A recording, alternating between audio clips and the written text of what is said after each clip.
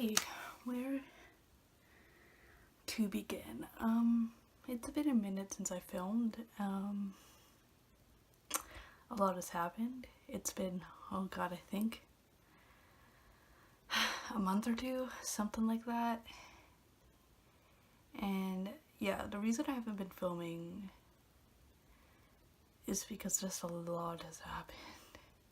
I have new diagnosis, new medications, new fun things, stuff like that.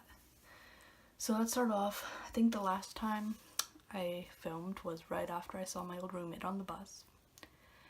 And after that, I went into a big frenzy. I almost left town and I had like 3 breakdowns in one day, emergency therapist appointment, fun stuff. And since then,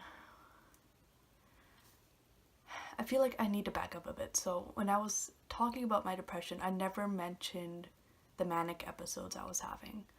They're not full manias, they're hypomanias. I didn't mention them because at the time I thought it was just the antidepressants bringing them on because I'd never had any before. And I didn't want to mention them because at the time no one was really, like, my doctors weren't really listening to me about them, so they was never really brought up a whole bunch. No one ever talked about them a lot. Like, they were mentioned but nothing ever came of them, so I didn't want to mention them until either they went away or I knew more. And so I've had about 4 now, and I'm just coming out of one. So I'm at the lowest of the low of the mania, like right before I kind of get back to my baseline low. So it's like a very high functioning, like I'm very functioning right now, which is nice. Gotta get a lot of stuff done. And so I've had a few of those, and I actually got in to see a psychiatrist, and we kind of figured out it's more or less bipolar 2 because I also have had my first major depressive episode, which was not last week but the week before. And I got suicidal at the time. I never attempted suicide, thank God, but I was very much thinking about it. I got a little bit more intense with my self-harm, and yeah, it was a dark time. I actually went in to my school the next day, and I called them actually because I was like, you know, this kind of episode happened last night. I feel better, but like it still happened. I kind of feel like I should talk to somebody. And so they got me in to see the mental health nurse. We discussed it. I got in to see my doctor again. I think it was a few days after that. And yeah, and I got put on a mood stabilizer. I got put on my first mood stabilizer, which was lamotrigine. That happened. I'm sorry this video is all over the place. It's been like a couple months and a lot has happened. Yeah, so I got put on my mood stabilizer, and I have not seen my therapist since before all of this happened. So I had a week off of school, or like 10 days off, and I went back home. I was good there. If bordering on manic, when I was home, I was high. Like not like I smoked weed and got high, but like my mood was high. And yeah, so I was kind of high, but I always do better when I'm at home because I have a very scheduled day when I'm working and stuff. It's like there's very limited free time, which is kind of what I need. But yeah, so I was home. I was bordering on manic, and then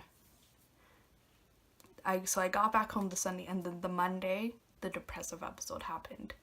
And Monday or Tuesday, I don't remember which day. I think it might have been a Tuesday because I think I saw my therapist the Monday, and then the Tuesday, like the next day, it happened.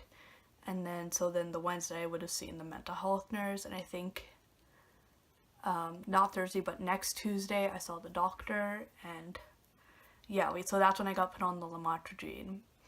And then I think I had only been on the lamotrigine for not even a week. I don't think it had been a full week yet. And at my doctor's appointment, because In January, I got put on Seroquel for about a week, but my doctor talked to a psychiatrist and she recommended to not do that one, so I got put onto mirtazapine instead. And I think at that point is when I got the referral to a psychiatrist. I'm not sure when I got the referral because nobody told me. So then on that Tuesday, I saw my doctor. I found out there was a referral into my psychiatrist, but she hadn't seen it yet. Or into a psychiatrist, but she hadn't seen it yet.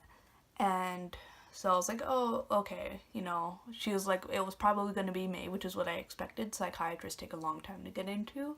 But, I mean, I was happy with the lamotrigine for now. One of my other friends said it's actually a good medication. Like, it's kind of a hard one to get onto because you have to do it so slowly. But, I mean, once you're on it, it's good. So I was feeling good about it, feeling... I don't feel great about the Prozac, but that comes in later. And the mirtazapine is whatever. It's like, it's sleep medication for me, pretty much. No, the mirtazapine makes me hungry. That's another thing, too. There's also an eating disorder in there. I'm a fun bucket. And, yeah, so I'd seen my doctor the Tuesday, and I think the next day or the day after, I get a call from the school, and it's like, I think, like 9 or 9:30, and they call me and they're like, okay, so an appointment opened up for the psychiatrist at 10:30 today, like in the morning, can you come? And I was like, yeah, I can come, like I will make it there no matter what I have to do. So literally, yeah, like 2 days after I found out I even had a referral, I got in, which I was happy about. And then so we had a very long conversation, talked about a lot of things, and we kind of talked about the bipolar, and that's when she mentioned bipolar too. It's not like it's hard for it to be a for sure diagnosis for me because at the time I didn't know if there's a history. As far as I knew, there was none, but then I found out like a few days later that a great grandma of mine had very severe bipolar 1, so I mean, the genetics are there, I guess. It's a hard one because it's like, it's there, but it's like, it's hard to say, kind of. Yeah, I don't, it's very complicated with that one. But then I was talking to her more, and she was like, okay, you have OCD, and I was like, what? Because of all the things I thought I could have possibly had, OCD, not on the list. Not even close, because I'm not like, when you think of a person with OCD, I'm not that person. I'm very messy, like, very unorganized, very that. I'm not, like, stereotypical OCD. What I have is, I don't know the exact name for it, but I think of it as intrusive OCD. So you have these very violent thoughts, aggressive thoughts, like, for example, you see a baby, you think about drop kicking it, like, stuff like that. It's very violent, it's very aggressive, but the thing is, all people have these thoughts, but in a person with OCD, they obsess over them. So it's like you get one of those thoughts and you freak out, and you think you're crazy, you think you're insane, you think like all of these different things, and then you try to do something to make it better. So like in my head, when I think about that, I'm like, okay, well, if I do this, then that makes me not crazy. That if I do this, that makes me not a psychopath. Like, that's kind of where my skin picking and hair pulling comes in. It like is like an anxiety thing that like calms me down. And like, even with my friends, I constantly think my friends hate me and annoy me. They don't. I know that they don't, but like, I convince myself that they do.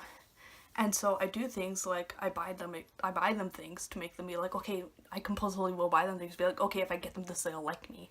Like, stuff like that all the time. Yeah. So it's kind of like, and I was like, as I was thinking about it more, I was like, okay, that makes sense. That's kind of where some of the food comes in, because I have food paranoia too, or it's like eating certain foods terrifies me. Like, I won't eat a food if it's close to its expiration date. I will eat chicken, but I'm very skeptical of it. Like, if it's even a little bit pink and it's from sauce, even if I know it's from sauce, I have a very hard time eating it. Like, stuff like that. And then that's kind of like, yeah, so the OCD diagnosis is very recent. I think it's been a week.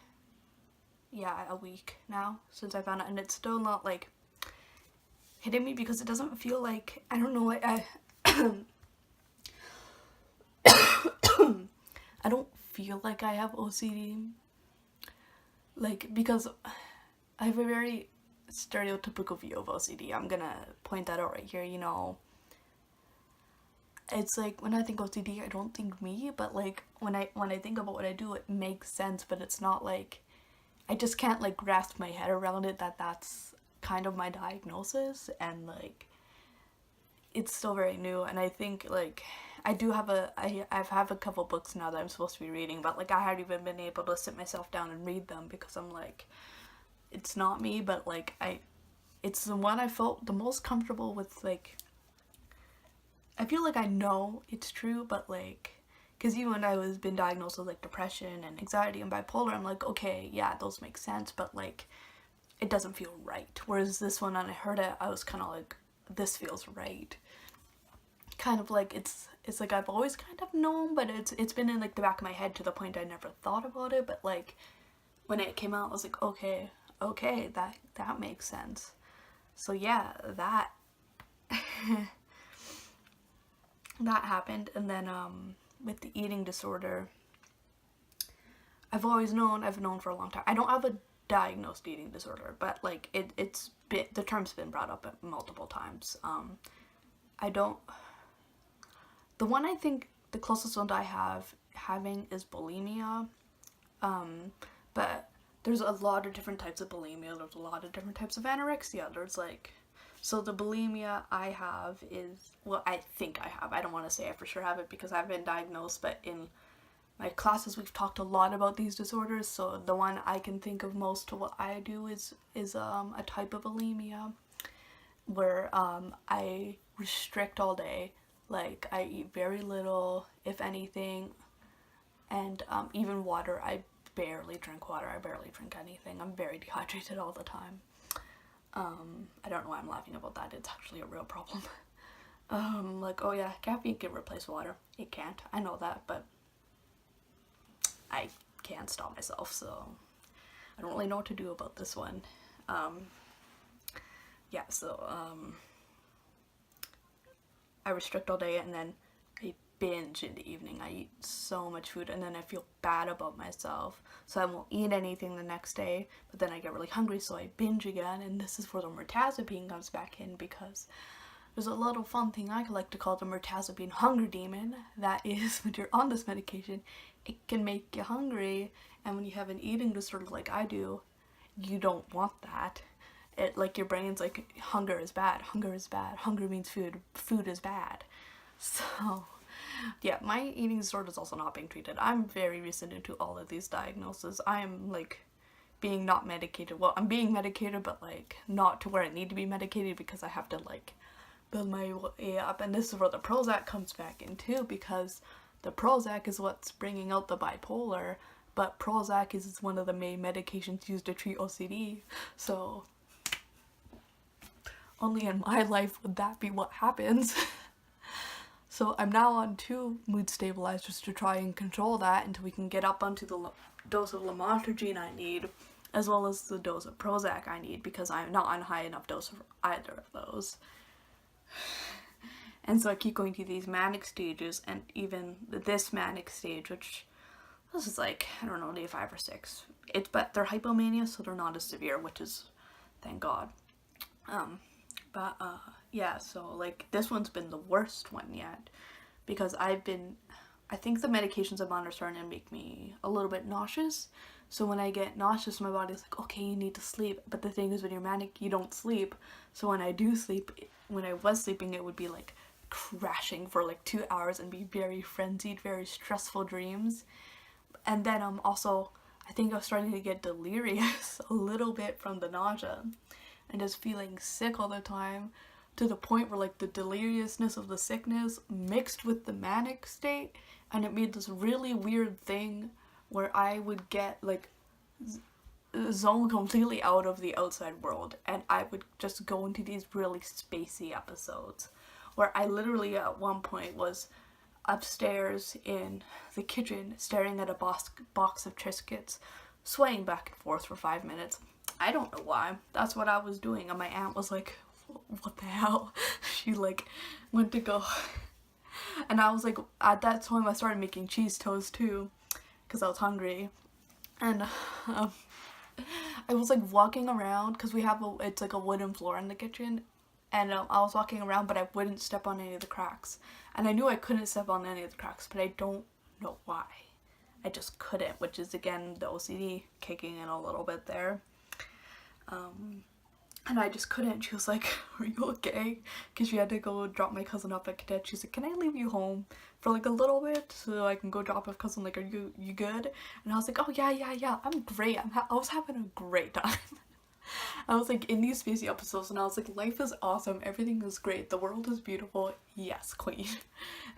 And, and she was like, and then even so, she left, and I made my cheese toast, and I kind of like I went downstairs to my room, and I started playing. I ate my toast, and then I started playing Breath of the Wild, and at some point during that game I like snapped out of it, and she came down, she was like, and we had a long talk, she was like, "You good?" And I was like, "No," but whatever. And then even the next morning I woke up, and I was actually going to my doctor's the next day, which it worked out really well for that. And which was, oh god, was I not yesterday but the day before? Yeah, oh, I can't keep track of anything.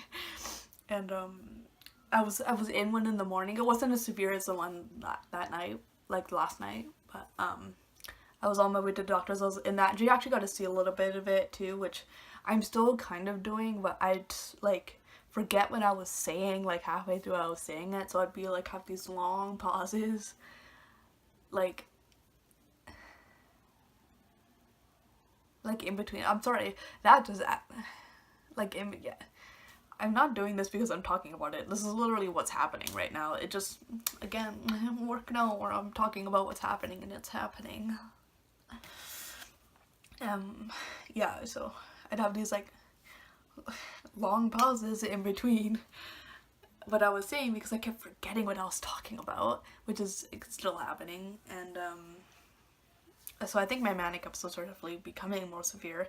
I haven't had another depressive episode, which I'm thankful for, but I now have a fun little don't kill yourself box is essentially what it is. It's a box full of like 5 senses to like ground you when you're like that, to kind of be like, don't do it, like don't kill yourself, don't self-harm, like do this instead. So I have like coloring in there, I have a big ass bottle of Coke because caffeine is life, but I don't like coffee, so I get my caffeine in other ways. And there was a bag of jelly beans in there, but I ate those because the medication Hunger Demon won. And there's also like a toffee chocolate bar in there. Yeah, so that's my life right now. I am all over the place all the time. I don't know what's happening half the time with my mood. I don't know if I'm gonna wake up happy or depressed one day. Manic, depressive, who knows? Manic depression. Yeah, I am very all over the place. I have a lot of diagnoses, possible diagnoses. One maybe for sure, another one maybe for sure. Like, I don't know what's happening anymore. But I'm hoping to be able to start filming again.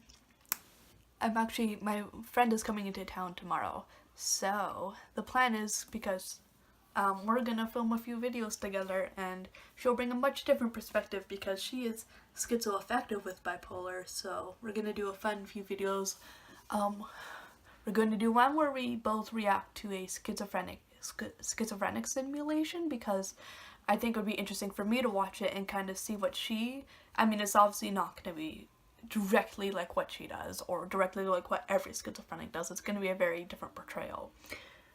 But kind of for me to see what kind of she goes through, and her to also be able to comment on it, so you'd be like, oh yeah, I have this, or I don't have this, or like this is very accurate, kind of stuff like that.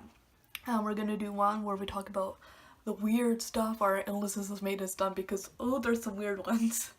And a third one, which we're not quite sure what it is yet, but I think I maybe can be asking her questions about her disorder. Haven't quite decided yet, but that's my life right now. Yeah, so subscribe, comment, Like, pray to all the gods for me. Bye.